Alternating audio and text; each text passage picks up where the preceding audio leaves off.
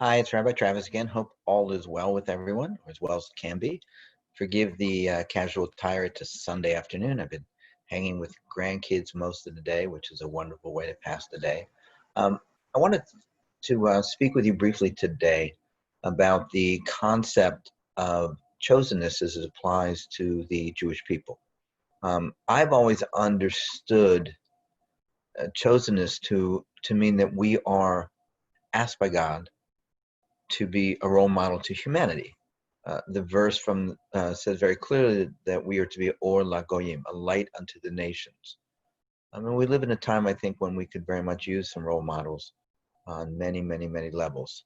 And I also believe in my heart of hearts that the burden, and I will use the word burden, the burden placed upon us to be a role model to humanity is at least a contributing factor, and I think a very large contributing factor to anti-Semitism throughout history, but particularly in the modern times. I always use this analogy. Imagine a classroom setting. It's a difficult course. Professor gives a difficult exam, and most of the students do really poorly. And in fact, this actually happened to my daughter Dahlia in dental school. Um, most of the students got 60s, 70s, very hard test. Professor stands up in a class of 80 plus students and says, I normally, in such cases, curve test. So many people getting scores in the 60s or 70s. But I have to tell you, Dahlia Levine got a 95 or 98. I don't remember exactly what she got. And it proved that I don't need to curve the test. My daughter almost literally had to run out of the classroom. And I think that's how humanity sometimes views the Jewish people. The Torah lays out a beautiful blueprint for a life well lived, being kind, being generous, not gossiping, being honest, concerned for your neighbors, respectful, etc., etc., etc. Quick to forgive, slow to anger. Um, and much of humanity has problems with this. It's a very famous midrash that when the Torah was given by God to the Jewish people, before he did so, he shopped it around, so to speak, to other nations of the world. And he offered it to various nations, and they said, well, what's in it? He said, well, you shouldn't murder. He said, no, thank you. You can't commit adultery. No, thank you. You can't steal or cheat. No, thank you. And then it came to the Jews, and they didn't ask what was in it. We famously said, Na'aseh v'nishma, we will do and then we will learn. And we accepted it. And then we said, we'll accept the commands of God upon us. We will accept the will of God upon us, and then we'll learn what the details are. It's an interesting perspective. So what I want to do today is share with you a number of different approaches um, on the topic of chosenness, what it means. It doesn't mean we're better. Let's be clear about something. We were not chosen because we are superior as a people. We're better than all other nations in the world. We're not. And people think that don't understand what's really going on. So I'm going to give some brief summaries of perspectives from middle-aged philosophers. A very interesting article of a Gentile who converted and his take on chosenness. A beautiful piece by Rabbi Sachs, the former chief rabbi of Britain, who's a prolific writer and a really eloquent speaker. And the last piece I want to share with you is from Rabbi Joseph Soloveitchik, who was, if not the preeminent scholar in the Orthodox world the last century, certainly among the most preeminent scholars of the last century. Full disclosure, the rabbis and teachers who had the biggest influence and continue to have the biggest influence on me early on when I was becoming observant and throughout my life were all students of Rabbi Soloveitchik. By the time I understood fully who Rabbi Soloveitchik was, because I was 24 when I took my first real Chumash class, the Rav, as he was commonly referred to and still referred to, was quite ill. He had Parkinson's disease. He ultimately died of Alzheimer's. And he was a shadow of himself. So I never learned firsthand from Rabbi Soloveitchik, the Rav, but my teachers did. I've learned a great deal from my teachers, and I have read many, many, many books and writings by the Rav. And so I like to think of myself as a student of the Rabbi Soloveitchik. So I'm going to be toggling through different screens so I can share with you some of the information that I have for you. So it's not that I'm not looking at your screen, I'm just reading other stuff. So we look at the topic of the issue of Jewish chosenness. In a sense, this is problematic. Why would God, who created the entire world and cares about all his creatures, choose one nation to bear his mantle and have the fullest religious experience?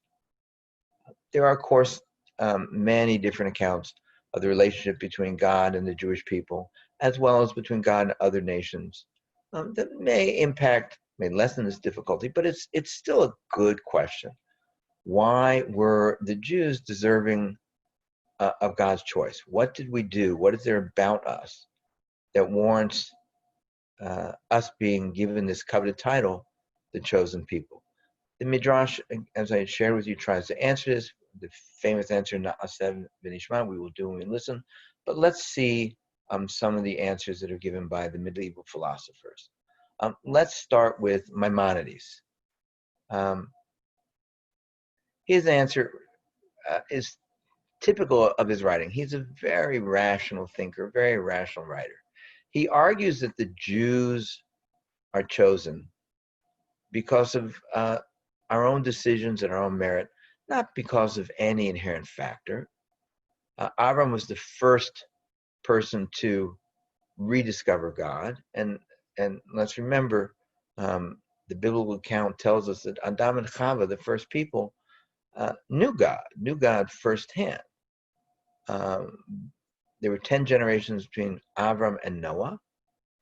Mankind became very, very sinful to the extent that God flooded the earth and started anew, sparing only Noah and his family. But between the time of Noah and Avram, another 10 generations passed, but humanity had forgotten about God.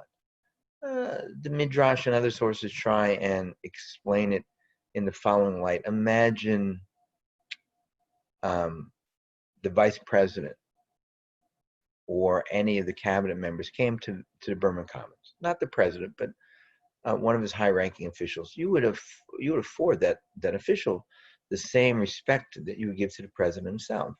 So between Noah and Abraham, people became confused. They saw the sun and the moon as servants of God, and they thought that by showing respect to them, they were showing respect to God.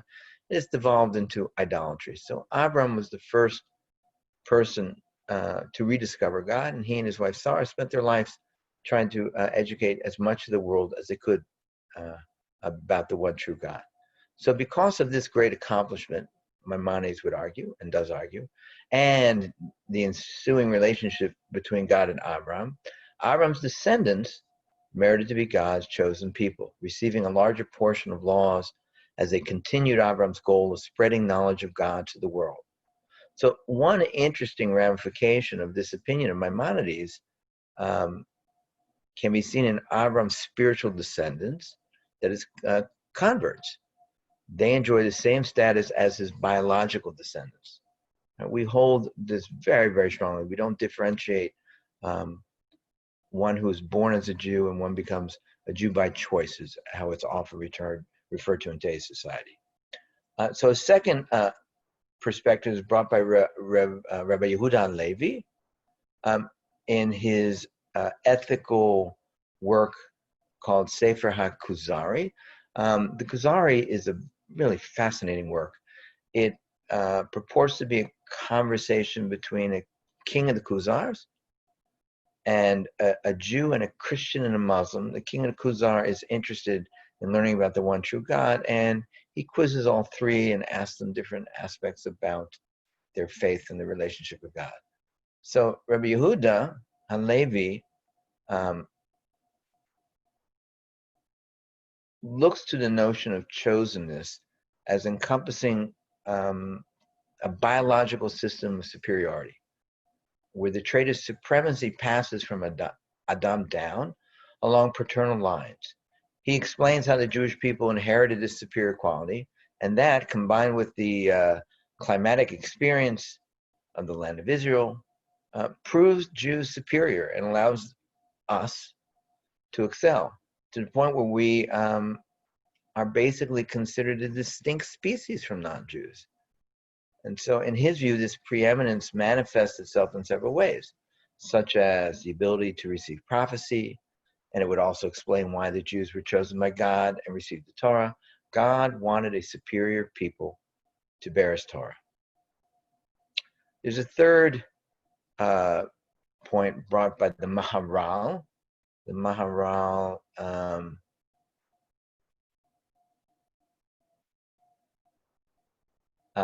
has a different perspective from both Maimonides and from the one put forward in the Kuzari. Right? He differs from Avram choosing God. It differs from the Kuzari's approach that Jews are inherently superior. So the Maharal, he has an approach that does parallel the Kuzari's idea that Jews have certain inherited qualities, but these features are metaphysical rather than physical. In other words, the Jewish nation, by our metaphysical nature, is connected with God, while other nations have inherent connections to other deities and other powers. It's not then a matter of superiority, but differentiation. In other words, there's the portion of the Jews entails that of God and that of being chosen. That's our connection. So the Maharal's approach explains the nature of Jewish chosenness, but it does not name a distinct cause for that status. Those are just three of the better known ideas put forward. Now, before I turn to a couple modern writers, Rabbi Sachs and Rabbi Soloveitchik, both of whom I think give very, very beautiful takes on this subject, I want to share with you a very short essay written by Avram Yitzchak Carmel. He converted to Judaism in Great Britain. He had been serving as a Roman Catholic priest. And after he converted, he made Aliyah to Israel. He was only there a short time, and he had to, because of illness, come to the United States. He taught English literature at the yeshiva of Flatbush, and he died of cancer in 1982, a year after his retirement. He was described as an intense but private person whose sincerity and strength of commitment could not but impress all with whom he came into contact. He traveled widely throughout the country, bringing his story to hundreds of communities and campuses. Whenever he spoke, he stressed the importance of strengthening Jewish education, and he wrote a spiritual autobiography. His book is called So Strange My Path. So here is an excerpt from a different book he wrote, My Chosen People. He was working on at the time of his death. He shares some of the frustrations he felt as a convert that he'd not publicly shared before. So he's, I think, has a unique experience about chosenness because he chose to become a Jew. So bear with me as I read from his excerpt. In July 1943, I had been ordained Father Kenneth Charles Cox in St. Mary's Catholic Edinburgh, St. Mary's Cathedral in Edinburgh, Scotland, by the Most Reverend Joseph MacDonald of the Order of St. Benedict, Archbishop of St. Andrews in Edinburgh. Now, on the eve of Yom Kippur, 1953, I was lying on an operating table in order to join myself through circumcision to the faith and the people of Israel. So he served as a Catholic priest for 10 years before he converted. And he's obviously on an operating table because either he had never been circumcised, which I suspect is the case if he was on an operating table. A man who has previously been circumcised and then converts, you do a symbolic circumcision, you draw a little blood. But if you're on an operating table, you're going the full deal. Let's continue. Thus, I became the first fully ordained priest in almost 1,000 years to be received into Orthodox Judaism.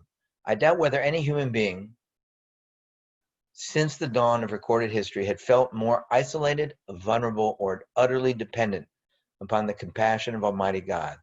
I was no less alone than the first man on the moon.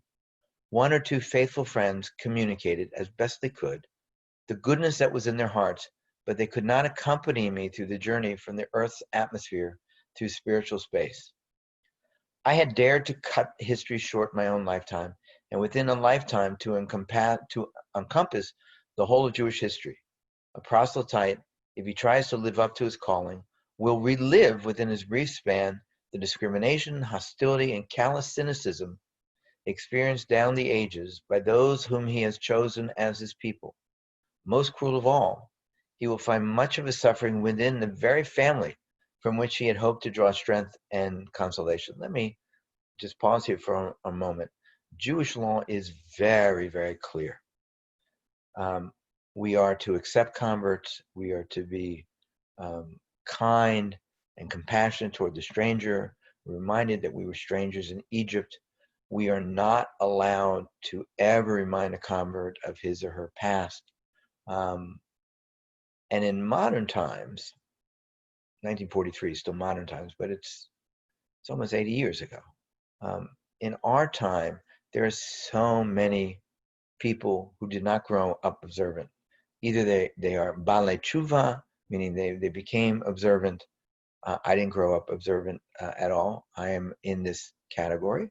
Or you have quite a few converts. I have a number of dear friends in my communities that I knew for a long time before I realized that they were converts. That's how fully immersed they'd become in their Judaism.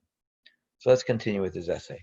Students of Jewish history know very well that Jews are often embarrassed in the company of those who have presumed to claim as a privilege the burdens from which they themselves would gladly flee.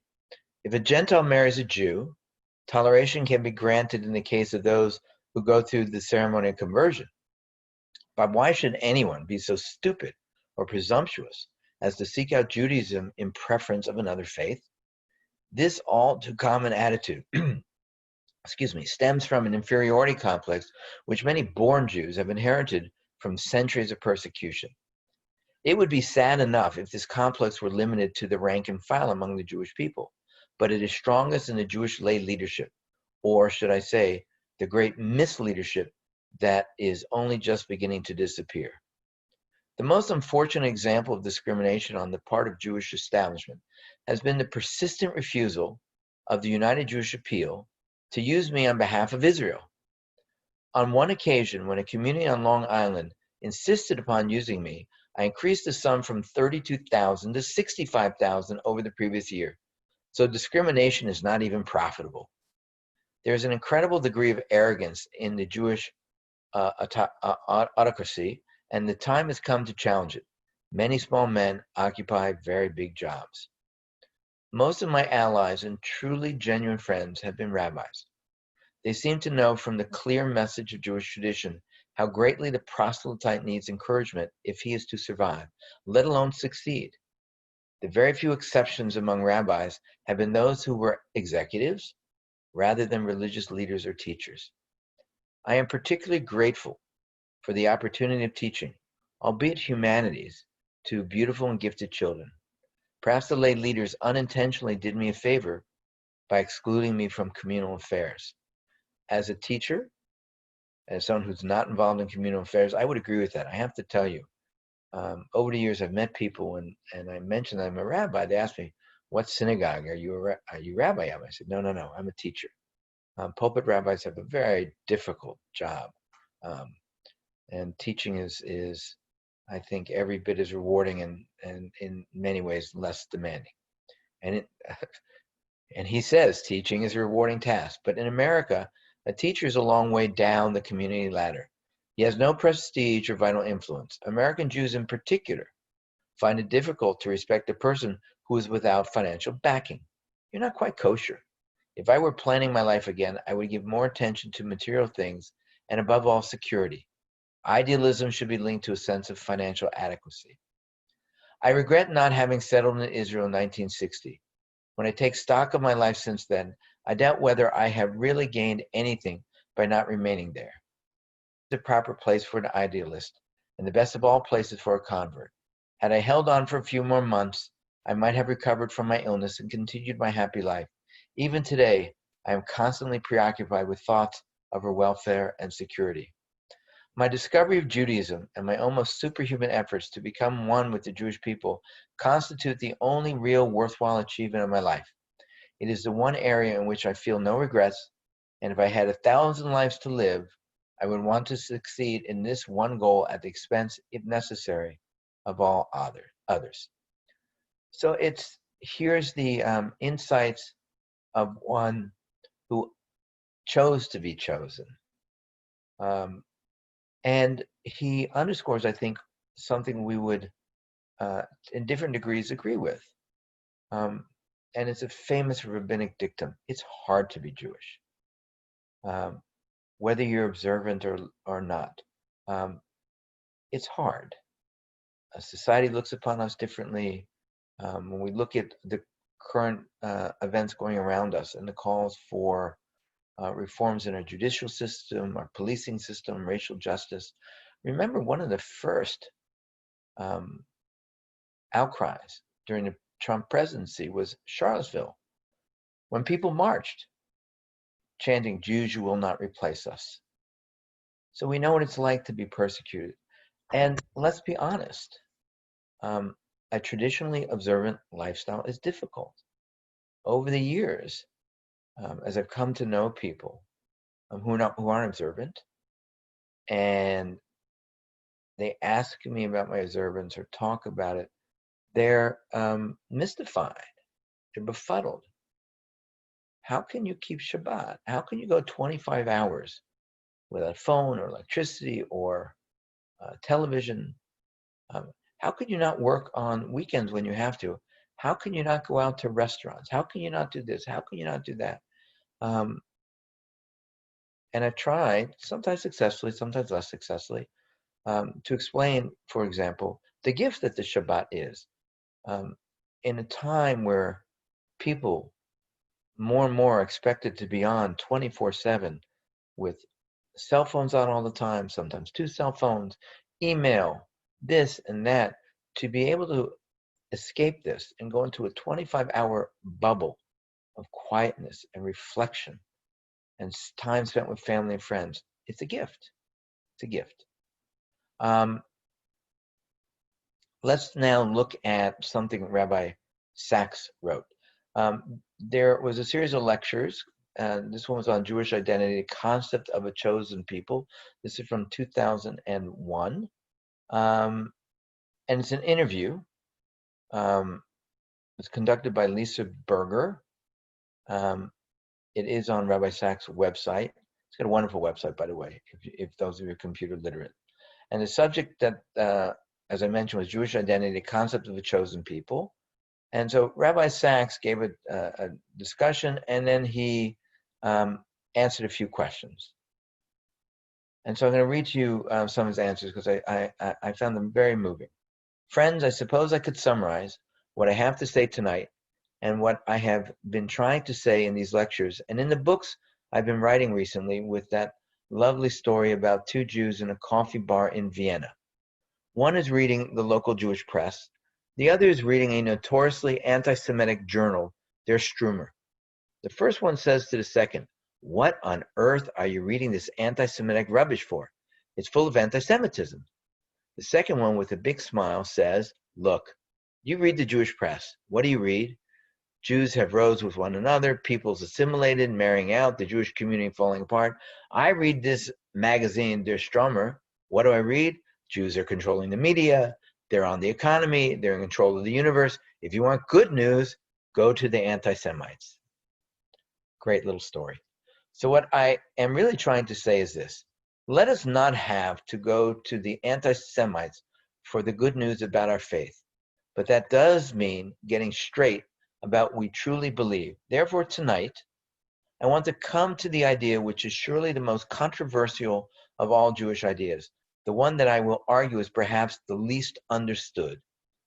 That idea that we say in our blessing over the Torah, Asher bochar banu mikol ha'amim v'natananu et torato, or which we said, who has chosen us from among all the people and have given us his Torah, or as we say in our Amida for the festivals, Atah bechartanu mikol ha'amim, you have chosen us from among all the people, namely the concept of a chosen people.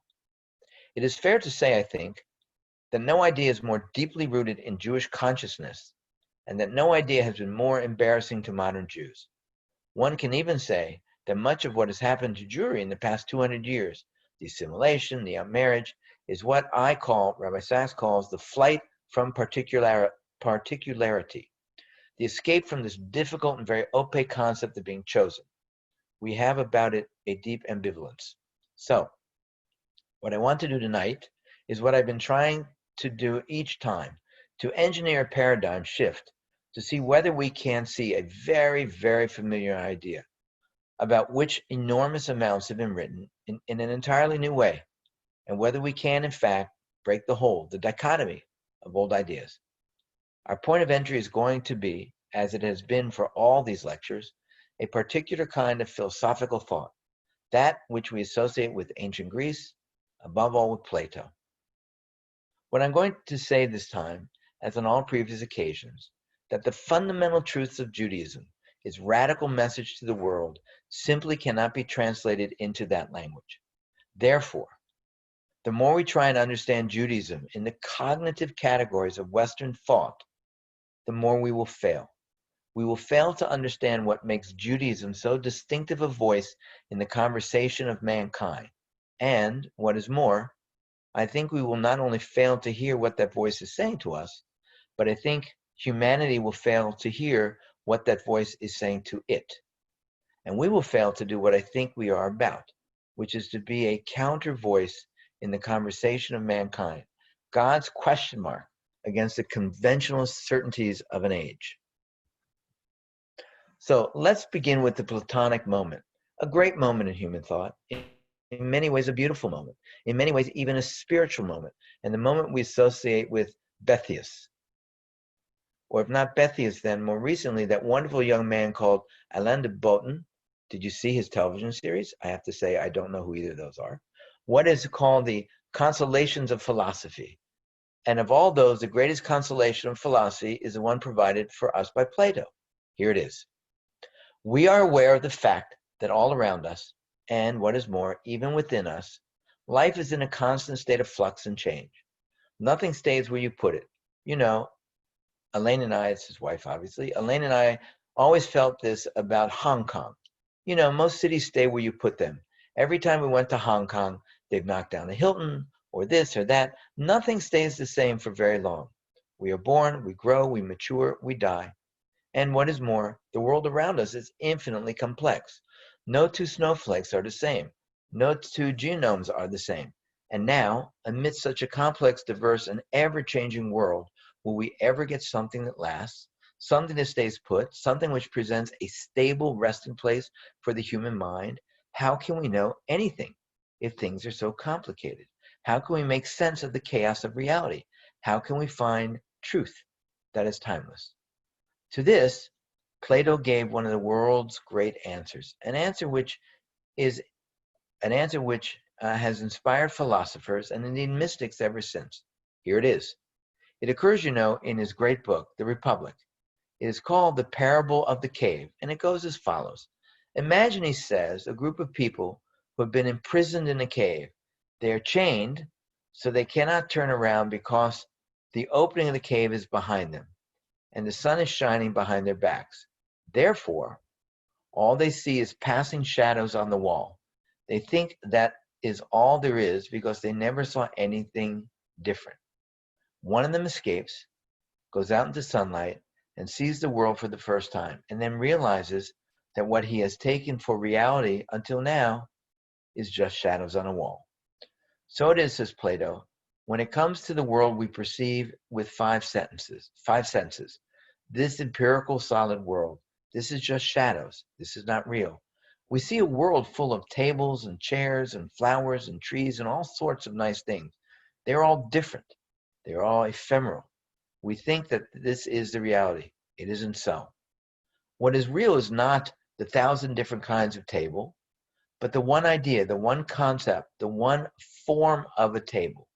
What is real is not the zillion different kinds of snowflakes, but the idea of a snowflake. If we look at the idea of what he called the form, as opposed to the matter, the physical stuff, the idea, then we would get something that is real. It's a good analogy, right? Every different table you look at are not real. The concept of a table is real. The concept of a snowflake is real. Then we, as Rabbi Sachs continues, then we would get to what is universal behind all these different phenomena. Then we would find truth that never changes, that is timeless. The concept of a table is always a table. The concept of a snowflake is always a snowflake. And therefore, Plato's vision of reality, the world of forms, reached by the mind, is a consolation of philosophy. It is our escape from this world of change into the world of eternity and timeless truth. That has been one of the most influential ideas of all in all of Western civilization, that the search for knowledge is the search for a truth that is universal and a search that is timeless. I'm not going to talk about timelessness in time tonight. I'm just going to talk about the universal. In the modern world that has influenced science, philosophy, ethics, our very concept of knowledge, the search for truth is the search for the universal. Now, I'm going to say that as far as that concept is concerned, I have no problem with it at all as it applies to science, as it applies to innate objects, even to biology. There is no such thing as, there never was, there never will be, a Jewish science, for instance, a Muslim science, a Christian science. There's no such thing. Science really is universal. It really is. And we have a word for that universal human knowledge in Hebrew. It is a biblical concept. The word is chokhmah. Chokhmah is universal knowledge accessible to everyone. We make a blessing over a secular scientist, the same blessing whether he is a Jew or non-Jew, religious or secular, because what that scientist, he or she, represents is chokhmah, the knowledge that is universal. However, Plato set in motion an intellectual line of thought which dominated the Western world, particularly in that age that we call the Enlightenment. The Enlightenment was the search for universal rules, not only in science, but also in culture and also in ethics.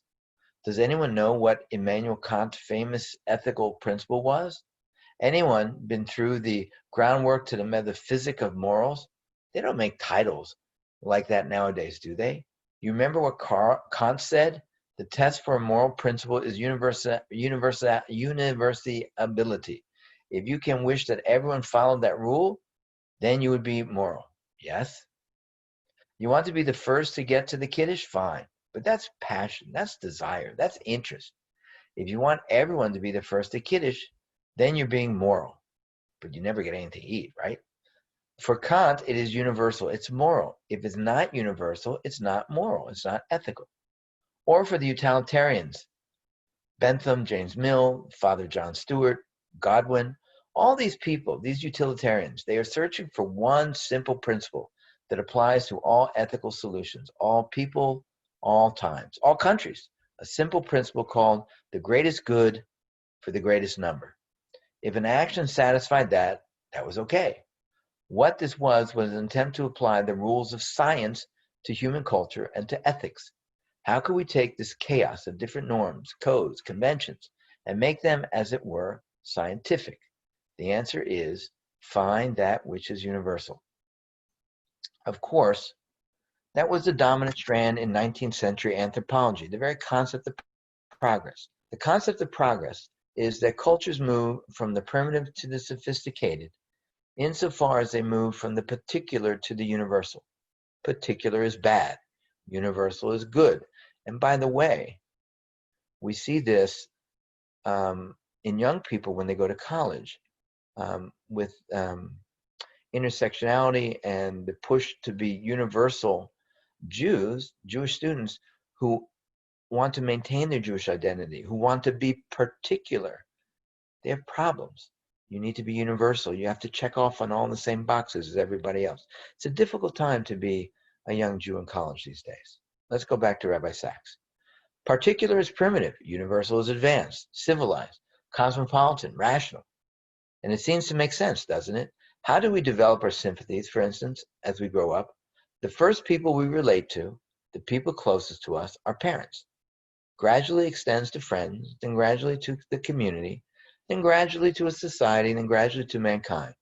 That is how we grow, from the particular attachments that we have to our family to the universal attachments that we have to humanity.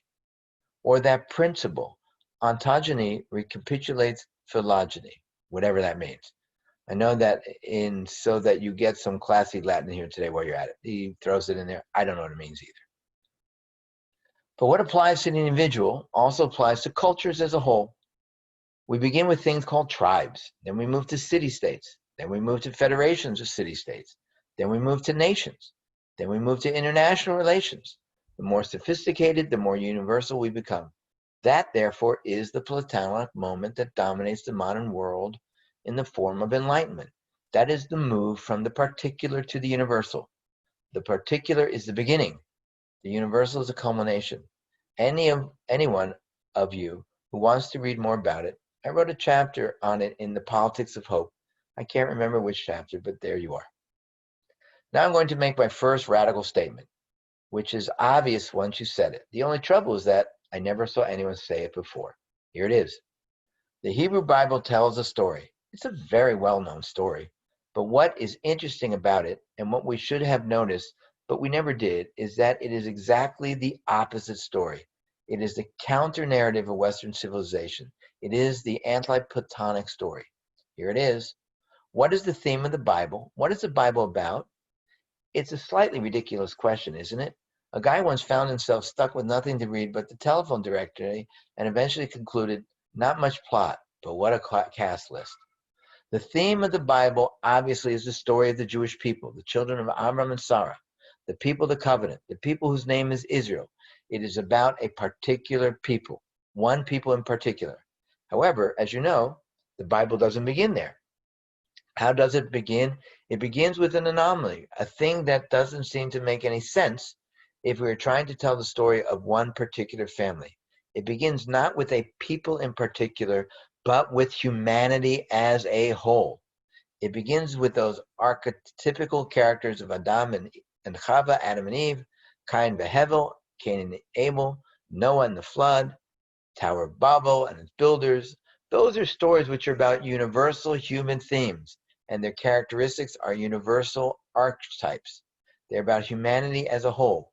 Nobody Jewish in the first 11 chapters. Let that sink in for a minute. You want to get away from Yidden? Read the first 11 chapters of the Bible. There's nothing Jewish there at all. It is the universal themes of Adam and Eve, the story of human freedom, hence the freedom to disobey. Cain and Abel, the story of sibling rivalry, of human responsibility. Are we our brother's keepers or aren't we? The story of the flood, which is about what Hobbes calls the state of nature, the war of all against all when there is no system of law. The covenant after the flood, the first universal moral code. All those things are universal. They have got nothing to do with the Jewish people whatsoever. Therefore, the Bible begins with the universal and then it moves to the particular. It is actually telling us that in a certain sense, the particular is more fundamental, more real than the universal. The key, of course, is the Tower of Babel. What is the story of the Tower of Babel? This incredible story of technology. You know, they, the Babylonites, whoever they are, these people on the plain of Shinar, they make this great breakthrough in technology. What is a technological breakthrough? Bricks. They learn how to make bricks. The first man-made building in materials in history. And all of a sudden, they get big ideas. We made this technological breakthrough. We're masters of the universe. Having made man-made building materials, will create a totally man-made human environment. The polis, the city-state, where we will be invulnerable. The hubris of civilization, the attempt to create a universal order. All humanity was. Everyone spoke the same language, had the same vocabulary. This idea of the universal human civilization, and that is where God says, no. That is not human. That is ultimately inhuman. At that point, God comes in, intercedes, takes away their language, and from that moment on, humanity is divided into a multiplicity of languages, faiths, cultures, civilizations. diversity. And that is where we are now. I once gave a broadcast many years ago on Thought for the Day. You know, you say things on Thought for the Day because you reckon that nobody you really know is going to listen. Either they are fast asleep or they're in shul davening shacharis, whatever it is. So you say whatever you say. So I was giving a little speech about Babel and the multiplicity of languages, and that actually we are enriched by the fact that there are so many languages and so many different ways of saying things. I got letters from about 17 people, each of whom ran a local branch of the Esperanto Society, saying, Rabbi Sachs, did you not know the curse of Babel has been lifted? To which I replied that the great thing about universal languages is that nobody speaks them. So that is God saying that there is no universal language. There is no one ultimate truth for humanity. From then on, there are going to be diversity in culture, in civilization, and so on. And it is at that point when mankind is de-universalized or deconstructed, that God chooses not man in general, not humanity in general, not Adam, not Cain, not Noah, etc. He chooses somebody in particular. He chooses Abraham and Sarah, who do not represent all of humanity, who are just one couple, one family, ultimately one tribe, a bunch of tribes, a nation, who will remain distinctive, singular, particular, a particularly cherished people. As Bilam put it, people that dwells alone. As Haman said negatively, a singular people dispersed amongst all the nations. There is that lovely set of adjectives by Gerald Manley Hopkins: counter, original, spare, strange. And what we have just discovered in the simple fact that we all know is that here in the Bible is a counter narrative, a narrative that runs exactly in the opposite direction of Plato, a journey which is not from the particular to the universal, but from the universal to the particular. The Bible regards the universal as somehow beneath, more primitive than the particular, and that is very, very strange fact, even though everyone knows it. And it is so strange that I just want you to reflect for a moment on two things that should be capable of telling us how strange it is. You know that Judaism is the world's first monotheism. Is it the only monotheism? It gives rise to Christianity and then to Islam. And you know that both of them conscientiously acknowledge their debt to Judaism. Christianity through Tanakh, what is called in Christianity the Old Testament, Islam to Abraham and Sarah, they trace their descendant through Yishmael. But one way or another, they consciously acknowledge their debt to Judaism. They are variations on a theme, whatever. However, it is interesting that whereas both Christianity and Islam took over monotheism from Judaism, they did not take over from Judaism its single most striking feature, which makes it structurally rare, and, for all I know, structurally unique in the monotheisms of the world. Possibly Sikhism is that, but I don't know. But that is a much more recent phenomenon. And here it is, that Judaism is a particularistic monotheism which neither Christianity nor Islam is. Let us state what that means. Number one, the God of Judaism is the God of the whole world. But, number two, the faith of Judaism is not the faith of all the world. It never was intended to be. This is very remarkable. Christianity and Islam were both universal monotheisms. They said that since there is only one God, there's only one true religion, and therefore that there's only one way to find salvation. Be one of us. Outside the church, no one is saved. That is logic. Only one God, there's only one religion. I just told you that Judaism is not logical. It is dialogical. It's a different kind of approach to reality all along. That is why Judaism is unique among the monotheisms in saying you don't have to be Jewish to get to heaven. It helps, but you don't have to be Jewish one way or another. I'm sorry, you will forgive me for being slightly cavalier here, but I love that remark that Ted Turner made when we were together in the United Nations, and he upset at least 2,000 religious leaders, which is a singular achievement, actually. He bounced on the stage and said, when I was a kid, I used to go to Sunday school. He was brought up in the Bible Belt. He's a Southern Baptist. And he said, we used to go to Bible school, They used to tell us that all of us are going to heaven. The Catholics ain't going to heaven. The Muslims ain't going to heaven. And sure the heck, the Jews ain't going to heaven. So I thought to myself, hell, heaven must be a pretty lonely place. Anyway, we do not believe that you have to be Jewish to get to heaven. The great of the nations of the world, the righteous, the pious, have a share also. In other words, Judaism is not an exclusive religion. It leaves space for others. Or, and here let me put it a bit more radically. Again, I haven't heard it said before, but here it is. In Judaism, and I don't know if this is true in any other religion, but in Judaism, God is bigger than religion. If there's only one God, and there are many faiths, many paths to his presence, God is bigger than religion. I have to say that is a very profound remark, an extremely profound and important one. So, the first strangeness about this fact of Jewish particularity is that it makes Judaism different from Christianity and Islam. Judaism has no desire to go and convert the world. The second is this: historians are so convinced that the inexorable movement of humanity is from the particular to the universal, that when they came across a religion called Judaism, which has a universal God but a particular faith, they actually described it in the following terms: Judaism is a transitional phenomenon in human culture. Judaism, a transitional phenomenon in human culture. It's a bit ironic since after 4,000 years, we're still here. The great cultures and civilizations who destroyed our temples and exiled us, like Babylonian Rome, they're all gone. Egypt, all gone. I mean, the countries exist, but Egypt today is not the Egypt of the pharaohs.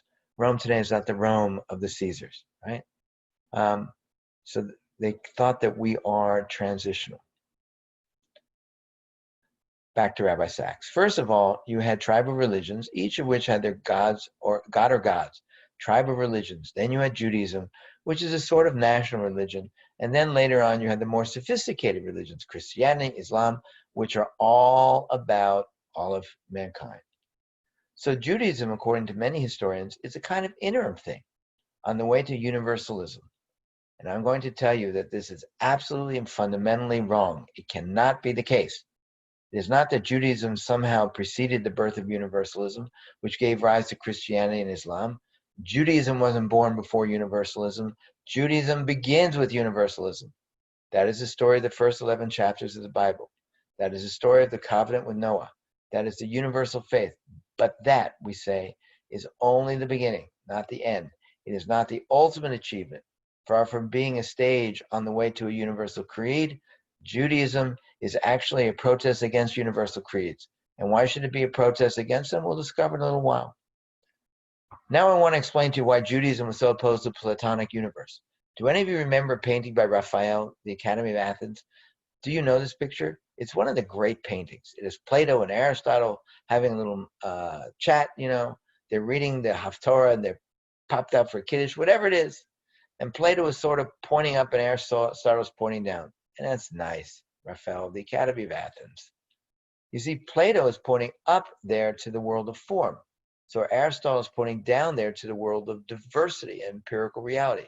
Judaism is a rejection of that dichotomy. The first and fundamental thing in Judaism is this miracle by which one God up there, the perfect unity, creates a world down here of almost infinite diversity. That is what is interesting to Judaism. There's really up there where everything is one and universal, but that is God's reality. I told you all along, in Judaism, there is God's reality and there's our reality, and Judaism makes space for both. Up there is God's reality. That's not ours. Our reality down here, the world of which God looked at and said it was good, that is the world of variety, of diversity, of difference. What is real for Jews, we who find God down here, is not the Platonic concept of belief, but the 2,500,000 different kinds of beliefs that there actually are. What is real to us is not some Chomsky and universal language, but the 6,000 different languages that currently exist. We know We now know through our understanding of DNA that all of life, the simplest microbe to the Ashul board meeting, all come from the same basic source, the same genetic origin. It is only a teeny variation in DNA that differentiates us from the primates and gives rise to Shakespearean sonnet, let's say. God, out of all these simple little blocks, building blocks, 4 letters on the genetic code, all of which derive from a single origin, the miracle for us is not so much the unity of God, but the diversity of the world he has made. That is our reality. That is our Plato. That is our real. Plato says the opposite. It's all shadows. It's an illusion. We say no. For us, reality is down here. For us, our greatest aspiration is not what it was for Greek religions, for the Gnostics who gave certain coloration to a certain strand in Christianity. For us, the greatest thing is not to escape from this reality of life down here on earth into some mystical splendor or some nirvana. For us, the greatest achievement is to escape into reality, to actually immerse ourselves in this world with all its infinite differences. To grasp reality, you cannot, says Judaism, you cannot escape from it in the Platonic way. You have to enjoy it down here. This is terribly metaphysical. Can I explain to you how a wonderful gentleman who was a professor at Columbia University called Sidney Morgenbesser, I don't know if any of you have come across him. Sidney Morgenbesser is a philosopher. He's also an absolute scream, one of these Jewish geniuses. Someone was once giving a logic class in Cambridge, pointing out the logic asymmetry between negation and affirmation, and pointing out that 2 negatives make a positive, but the 2 positives don't make a negative. Sidney Morgenbesser at the back of the room said, yeah, sorry, this is a philosopher's joke. You need a doctor to decode that. Sorry, I even read that to you. Anyway, so what did he do? He wanted to show his students that Plato's theory of forms was not correct. He takes philosophy class, so I'm going to skip this part because we're getting too deep into it here, and this has been going on. This is a really beautiful piece, and I'm sorry it's running so long. Let me move ahead a little bit.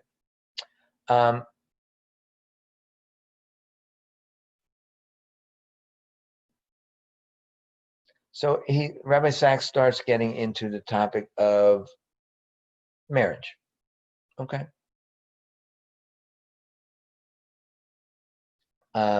Even though we believe in reality up there, this is our reality down here, and God recognizes and mandates us to make this empirical world our reality. Something much more fundamental. I can never remember because I go around saying so many things to so many people on so many different subjects, whether I've told you this before, but it's nice when God does his matchmaking bit. He arranges marriages, and not only that, he creates the bride as well. You remember how Adam and Eve in the Garden of Eden, Adam is looking at his wife and says, I'll call her woman. Right? This time it says, from bone of my bone, flesh of my flesh. I'll call her woman. And the Hebrew for man is ish. The word for woman is isha. They're related. Right? You remember what then happens? You know the story of a Jewish marriage. This is all on Friday afternoon. Somehow on Friday afternoon, God manages to create Adam, create Eve. They see the fruit of the tree. They eat it. They all blame the others. Each and everyone blames everyone else. The result is paradise lost. However, I don't know whether I pointed out to you 2 little verses which are so fascinating. I don't know why people don't notice them. Right at the end, when God has cursed the serpent, cursed Eve, cursed Adam, sent them all out of paradise, at that moment, it says, man called the name of his wife Eve, for she was the mother of all living. The Hebrew word is chava, which is related to the word chai. Okay. At that moment, something magical happens. The next verse says, God made for them garments of skin. And Rabbi Meir translated that with an aleph instead of an ayin, instead of skin, which is or, with a ayin, or with an aleph means light. So Rabbi Meir says he made them garments of light, and he clothed them. A beautiful, tender gesture. What has happened? I will tell you exactly what has happened. Adam has learned to grow up. He's learned that his wife is not Ish, but Chava. She's not the general. She's not the woman prototype, but she's a person. She's Chava. He stopped giving her a noun, a generic name. He's given her a particular name because he recognizes that she is unique and not just a generic category. And that's an interesting thing to think about on this notion of going from universal to particular. So I want to go a little further. He continues, he has a critique of certain societies that got away from this, and they focused on particular to an extreme. You have regimes like Nazi Germany, and so he talks about where that can fail. So let's get back to Judaism. Judaism is telling us something very profound, that as we move from the universal to the particular, from things in general to this thing, this person, we're moving from the inhuman to the human, from the impersonal to the personal, from the world of science to the world of humanity. And this is what I want to deduce. And from this, I want to deduce an axiom. If, as we believe, God is a person, and all of my lectures are dedicated to spelling out the implication of that, if God is a person, then it must follow that if God loves as a person loves, namely each of us precisely for our differences, each of us for what we uniquely are, each of us because of what makes us unlike other people. If that is true, then God must love not universally, but particularity, the thing that makes you different from me, or our faith different from someone else's faith. He has a third truth that he wants to make in his lecture. I'm going to skip down to. You know that there is another structural unique feature in Judaism, and it goes something like this. In every other religion, every other cultural system I've come across, there's basically one ethical code. Sometimes there are internal varieties in that ethical code. For instance, they tell me that in Bali, there are about 5 different ways of saying good morning, depending on which caste the person you are talking to belongs to. Is that true? Don't disillusion me. There are all sorts of differences, internal, regional variations, caste hierarchy, regional accents in any system. Don't you love that wonderful Yorkshire translation of the Bible that goes, instead of saying God says, let there be light, it says in the Yorkshire Bible, first oop, there were no but God, and he said, ah, lad, turn the bloody light on. Nice English joke. Look, there are these eternal internal differences, but every ethical system known to me is basically a single ethical system. Judaism is the exception because, as you know, Judaism has not one moral religious code, it has 2. What are they? And I think we've talked about this before. What are the 2 codes, the 2 covenants? I'm thinking about 2 different phases. One after the flood, one at Mount Sinai. The one after the flood was the 7 commandments given to Noah and his descendants, God's code with all of humanity. And the other, the Sinai Code, is covenant with the Jewish people, 613 commandments, an impressive number, right? Now there are 2 different codes, and they're very different.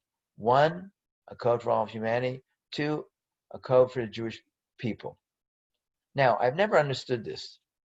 I never fully understood until I read the writings of a very, very remarkable thinker, one to whom I am personally indebted in many ways, the political philosopher at Yale called Michael Waltzner. I don't know if you've come across him. Michael Walzer is a political philosopher, one of the greats, one of the real greats. He, through a whole series of books, but especially in one very simple little book, which I'm going to refer to, called Thick and Thin, put forward the following idea. Here it is. Michael Walzer is a secular Jew, and he was not saying this Jewishly, but a very wise man. He says that there are 2 kinds of moral codes. One is thin, one is thick. The thin one, which consists of a very few procedural rules, relates to how we relate to strangers. The thick moral code is how we relate to friends, the people who are part of our community, part of our system. A thin moral code generates internal relations, international relations, that is, relationship between states rather than within states. It's the language, for instance, in which are written some of the great declarations of human rights, the very abstract, the very procedural. A thick morality is the things that you and I know, the things that make us into a community, things that make us share practices, allow us to construct morality actually through living it. And these thick moralities, Jewish morality, the morality of Jane Austen, the morality of a chivalric mentality of the Middle Ages, etc., the morality of a Prussian soldier, those thick moralities are what actually make morality live. They connect us to a particular group of people, a set of practices, shared beliefs, and so on and so on.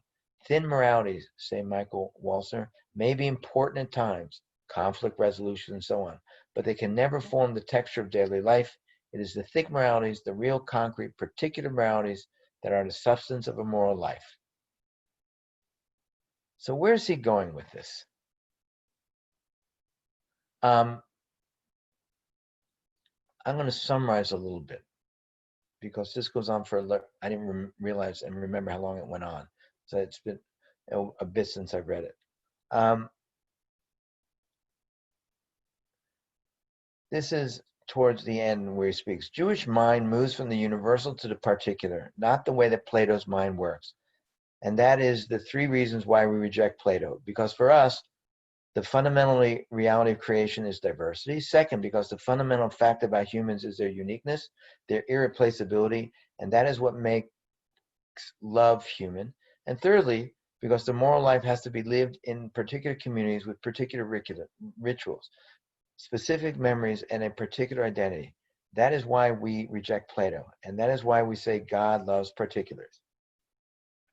So I think where Rabbi Sachs is going with this, and it's to me a very fascinating thought. We are chosen. We are chosen because God wants to emphasize this point. The particulars matter.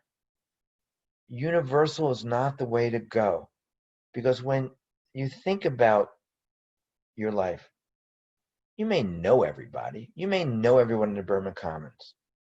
Maybe they're all acquaintances. Maybe you're friendly with all of them, but they're not all your friends, not your real friends, right?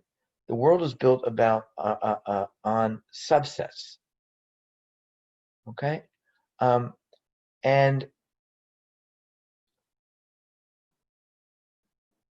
this is an important lesson, right? We are descended from Abraham, the particular, not from Noah, the universal. God saves humanity through Noah, but he chooses Abraham and his descendants to be his people, okay? This is how he summarizes a part of the summary. This is why the Jewish story, in its unique particularity, is the human story in its universality. If we would have been everyone in general, we would never have been somebody in particular. I want to read that again. It's a beautiful thought. If we would have been everyone in general, we would never have been anyone in particular. And if we hadn't somebody in particular, we would never have a message for humanity in general.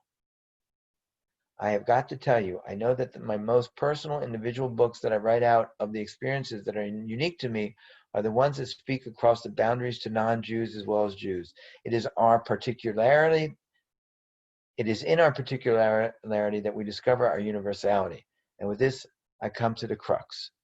Okay? As he said, if we were universalistic, we wouldn't have a particular message for humanity. We couldn't be role models for humanity. We couldn't be a light to the nations because we'd all be the same.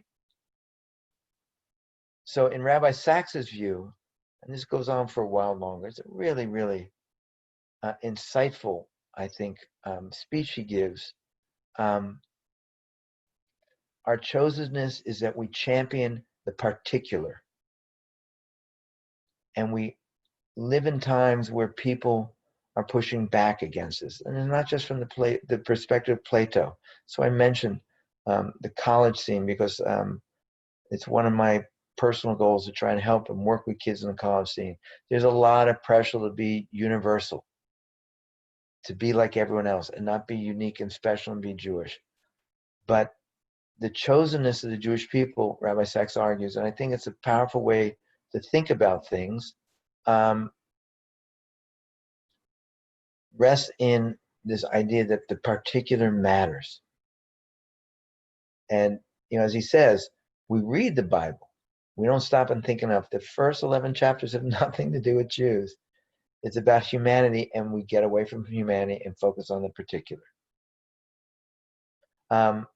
The last thing I want to share with you, I'm going to read to you. And if this was a live lecture, we would do this over a couple of weeks. I'd give you the handouts, we'd read, we'd discuss, and it's one of the reasons I really do dislike Zoom lectures. But you guys are still on lockdown. I'm not allowed in the building, so I'll share with you what I can when I can. This is an excerpt from a lecture given by Rabbi Soloveitchik, the Rav, as we call him, as I said, in the 1950s. The title of this I found online is called "The Pew, the Few, and the Many." Rav Soloveitchik on Jewish numbers. So the Rav starts his lecture with a quote from the Gemara. It says, "A Sadducee once asked Bruria." Bruria was the brilliant erudite wife of Rabbi Meir, quoted and discussed in the Gemara a lot. It's a complicated story. A Sadducee once asked Bruria. Sadducee is one who walked away from the faith. So the verse says in Isaiah, "Sing, O barren one who has not borne children, break forth into song and exult. Why should one rejoice because one has not given birth to children?" So that's the intro to the Rav's lecture. And he writes, "It is a good question.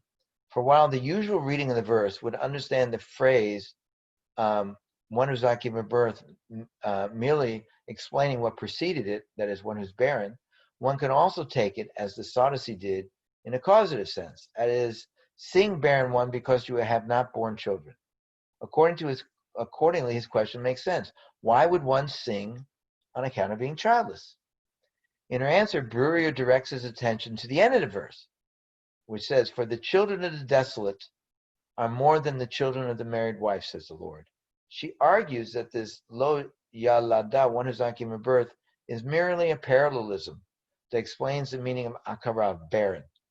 But then Bruria seems to contradict herself, saying, "For we have not produced children like yours, destined for Gehenna." Remember, we've talked about Gehenna. Gehenna is the not Jewish hell, but it's the place where Jewish souls go to be spiritually cleansed before they move on to the afterlife.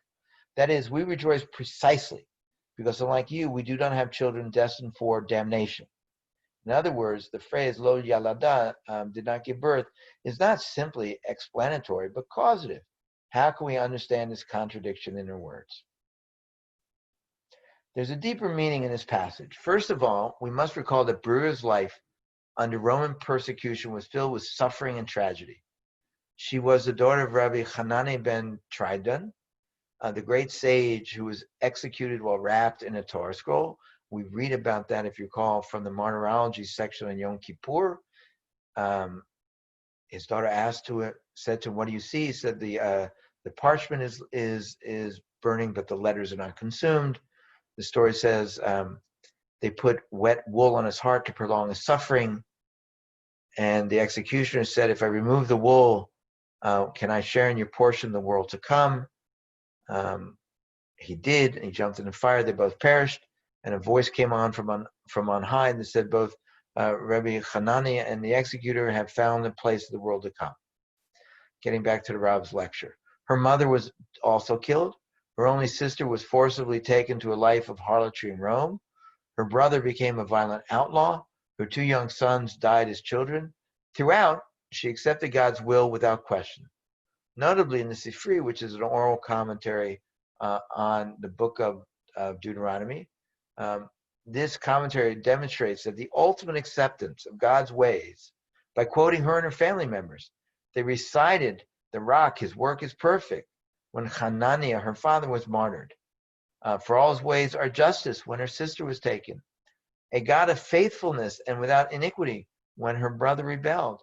And just and right is he on the death of her two children. God chose us, says Rabbi Soloveitchik, precisely because we are the smallest nation, and he wanted us to remain that way until the time of Mashiach. It's a rabbinic principle that Rav Soloveitchik is quoting.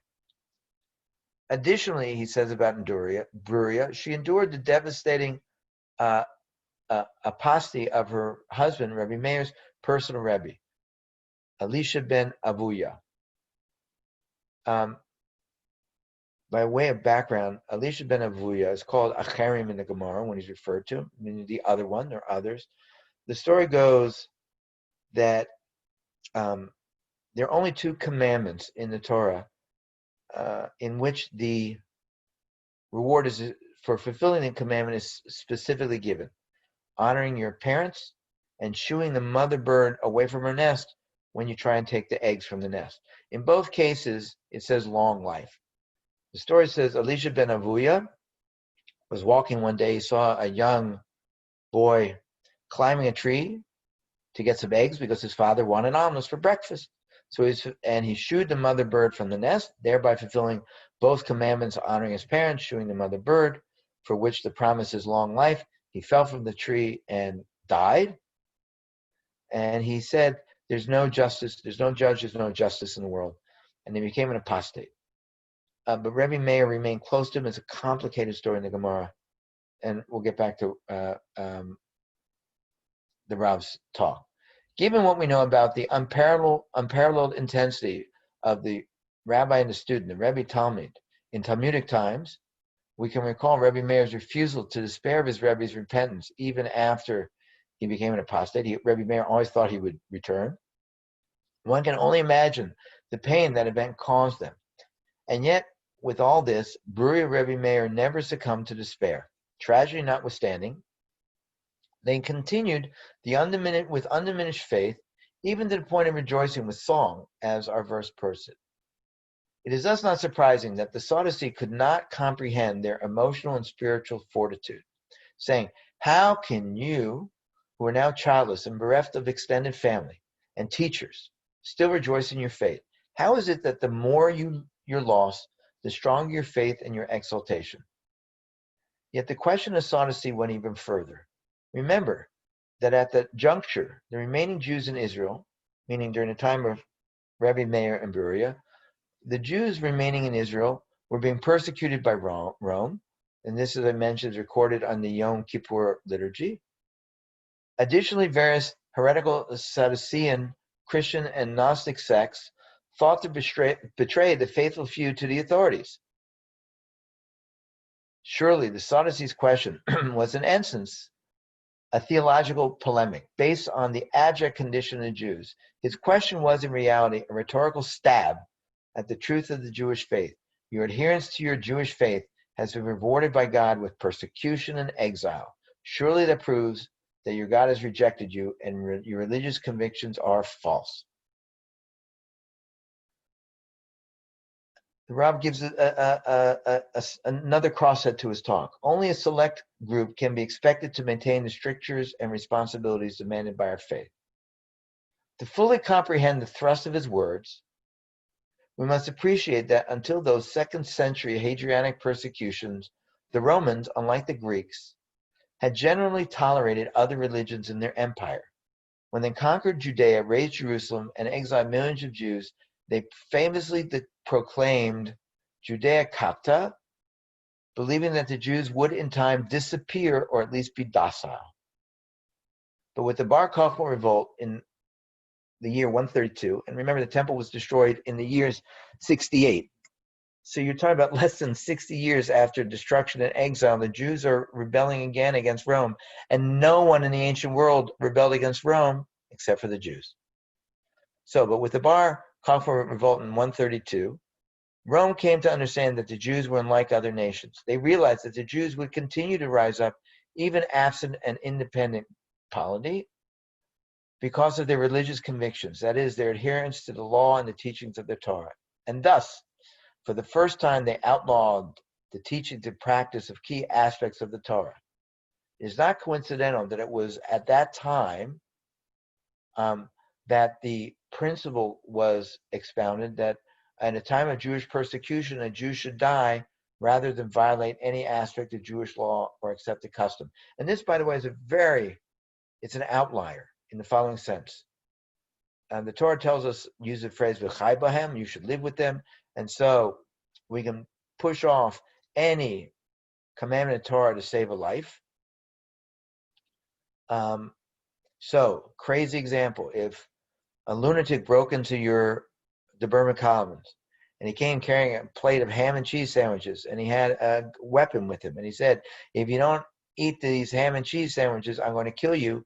You should eat the ham and cheese sandwiches. If I were with you, I'd eat the sandwiches with you. Not make a blessing, but eat the sandwiches. I don't have to die because of a ham and cheese sandwich. But there were 3 exceptions to this rule.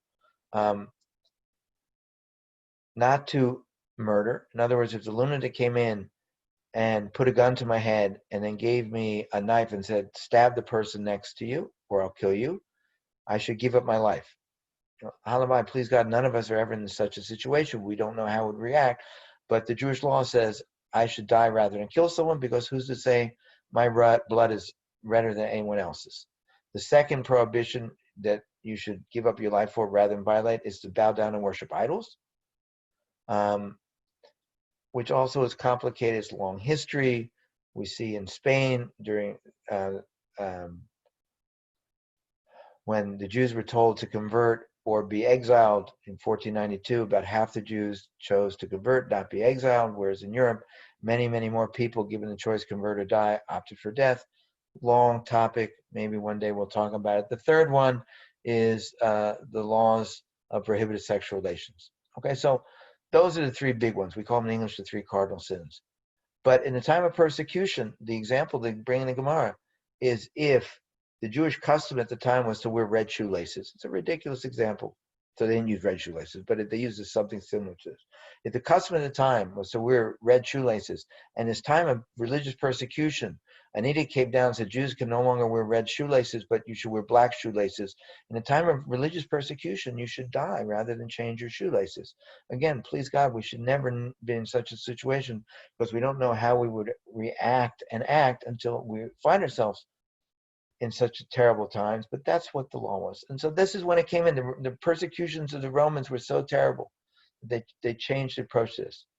Back to the Rav's writing. In the view of the Talmud, Palestinian Talmud, it was exactly Elisha ben Ahuva who convinced the Romans that the Torah was the source of their abiding strength, and that to subdue them, the Torah had to be uprooted. So they link Rabbi Meir's former teacher, the apostate, as the one causing all the problems for Jewish people.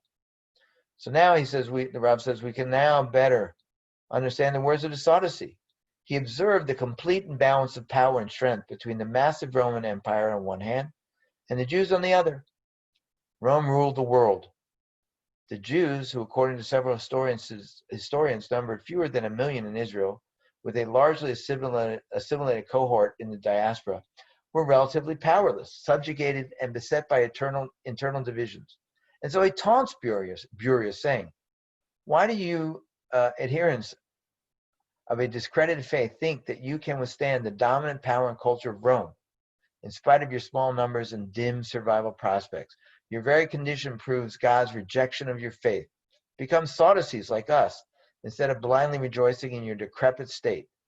As the Gemara puts his question, how can you rejoice in the very fact of you being so few, so miserable, so rejected?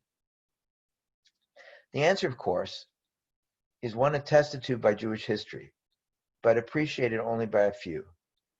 Had the Jews reproduced naturally over the generations like other nations, there would today be at least 150 million Jews. As a result of repeated persecutions and assimilation, we are today a tiny people, perhaps only 10 million in number. This was in the 1950s, shortly after the Shoah. Today, that's when we're huge. We're between 15 and 18 million, right? I've said it facetiously. But that is not coincidental, for it reflects the abiding truth of the Torah statement, for you are the fewest of people. That was true not just at the time of the Exodus, when the verse was written, but throughout Jewish history, starting with the patriarchs and continuing until our time. God chose us particularly because we're the smallest nation, and he wanted us to remain that way. By way of explanation, we may recall that the Torah says, Hashem rose from Seir and shone forth from Mount Paran. The well-known Midrash comments that before God gave the Torah to the Jews at Sinai, he offered it to other nations. I mentioned this Midrash to you earlier. These included the descendants of Esav, who rejected it because it forbade murder, and the descendants of Yishmael, who spurned it because it forbade stealing. Developing an idea first found in Rabbi Yehuda Halevi's Kuzari, we can explain this as follows. And that is the idea that the strength of Judaism and the secret of its survival is its exclusivity.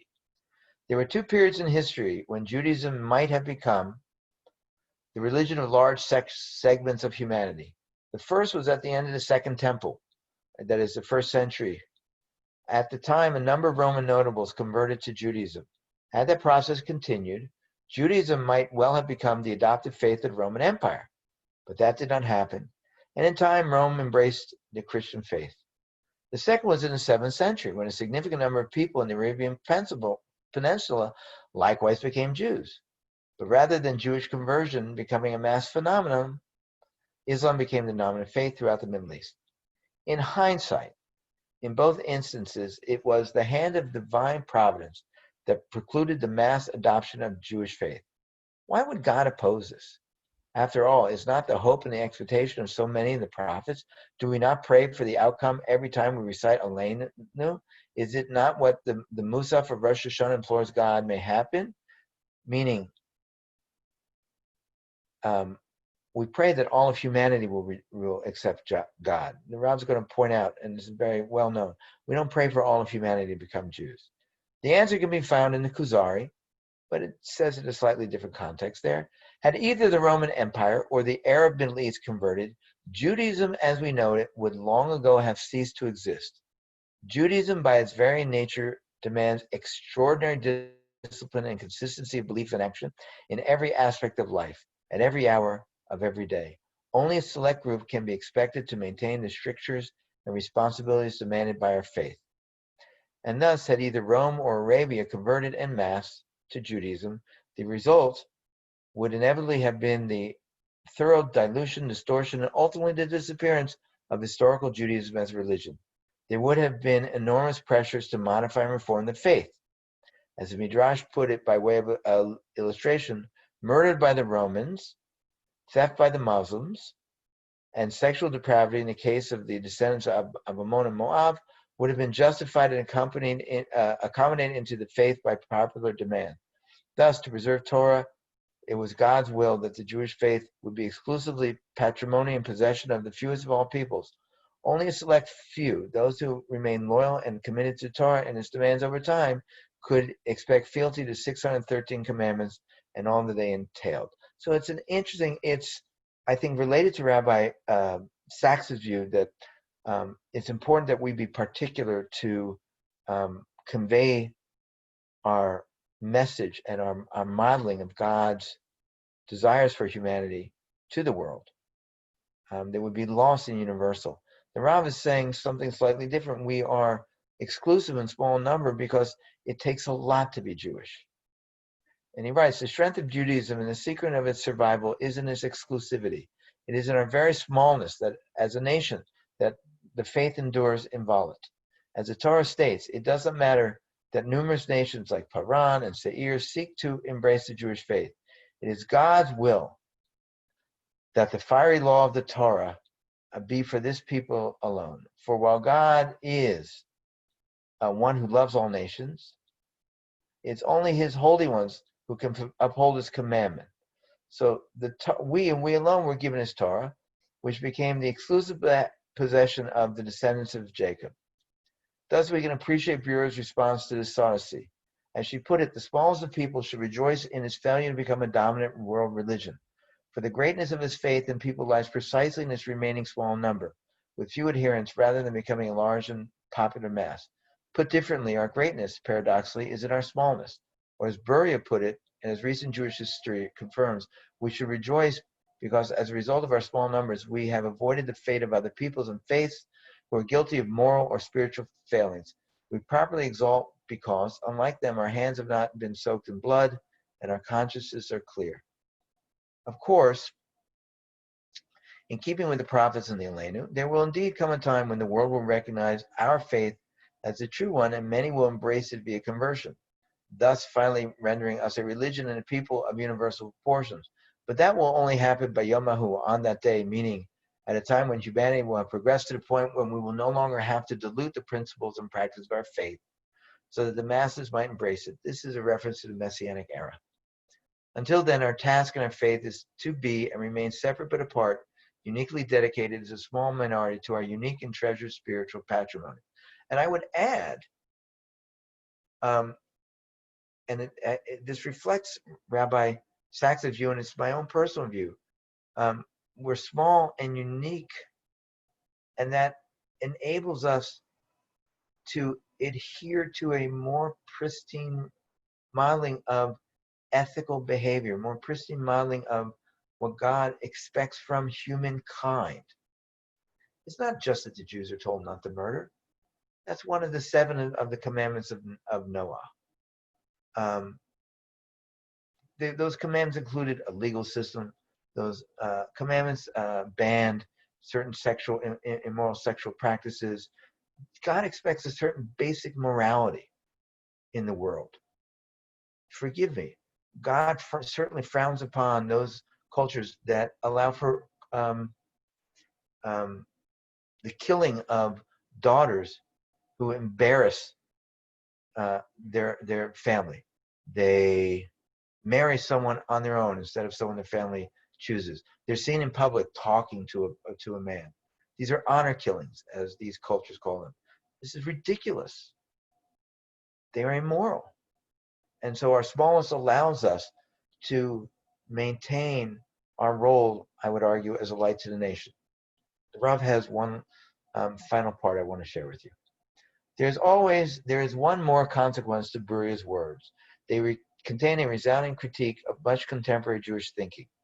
Too many Jews in our time seek only to be numerically strong, always in search of larger and larger numbers, more and more adherents, as supposed proof of their being right, or strong, or successful. Such thinking forgets that the more there is numerical strength, the more there is a danger of distortion and falsehood. Because our synagogues constantly crave more numbers, they risk having to make halakhic compromises of one kind or another. The Rav was very strict in this matter, right? He wanted us, there were just certain compromises one doesn't make.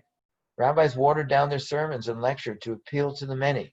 And as their audience grows, some of them tailor the words to satisfy the many, as if it is ever possible to satisfy all of one's critics. And that's a truism. I mean, being a pulpit rabbi, it's a lonely job. You're always at the mercy of the board. You know, if they don't like what you have to say from the pulpit, they'll find someone who'll tell them what they want. 1,000 people is not necessarily better than 800. Sometimes having 10 good people is better than having 1,000 mediocre ones. The modern mind idolizes the notion of the masses, whereas we value the precious few. Too many Jews imitate the Sadducees who, seeing the shrinking numbers of loyal Jews, concluded that they had no future and thus argued, all you have to do is compromise on Milah or Shabbat or notions of Jewish chosenness, and then you will triumph to universal approval and admiration. And again, this harkens to what Rabbi Sachs says, and I think it gets to the core of chosenness. We're not meant to be universal. Forgive me. It's an alarm. I'm supposed to be somewhere shortly. We are not meant to be for everyone. A belief in one God is meant to be everyone. It says, on that day, his name will be one. We say at the end of the lane of prayer. But we have a role. We are to model good behavior. We are to be a light to the nation. And in Rabbi Sachs's word, it means being true to our particulars. In the Rav's view, it means staying small is needed to stay true to our core beliefs, to stay true to our particulars. In none of the views that I've shared with you today, and with this I'll conclude, in none of these views is the notion that chosenness means superior. Forgive me, there was that one view that they thought about it was a biological difference. That's a minority view. Maimonides says we earned our position. The Midrash says we earned it. We said Na'aseh v'nishma. We don't care what's in it. We're not worried about this or that. We are meant to be a light to the nation. So we shouldn't, and we don't lord our chosenness over others. And I think this is where people misunderstand. They think, oh, you think you're better than we are. You think your faith is better than ours. You're the chosen people. No, it's not true. Muslims worship the same God that we do. Christians, in most halakhic writings, are seen as worshiping the same God that we do. there's some question about the Catholic doctrine of the Trinity, but even those who are critical of it say it's imperfect monotheism. It's not idol worship, it's imperfect monotheism. I think so. The Christian world worships God, the Muslim world worships God. We worship the same God. We have a different role. We aren't chosen because we're better. We're chosen to be different. We're chosen to be particular. And as the Rabbi pointed out, our numbers have stayed small, which underscores the difficultness of being chosen.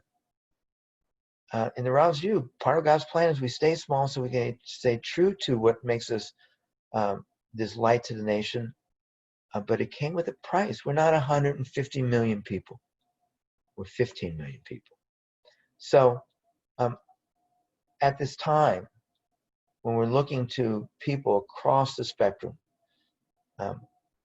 locally, nationally, we're looking to role models to help us through these difficult times of the pandemic, cries for social justice. We're looking for role models.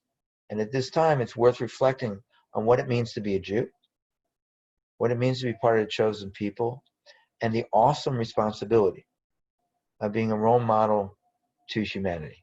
I hope you found this interesting. I hope sooner rather than later, I will be able to be back in your building. I'm just now looking at my screen. I've been looking at other things online. I hope I didn't cut off the bottom of my face during this recording. Anyway, be well, be safe, and I'll speak to you soon. And now I'm trying to find the button to end this recording. Be well again. Bye-bye.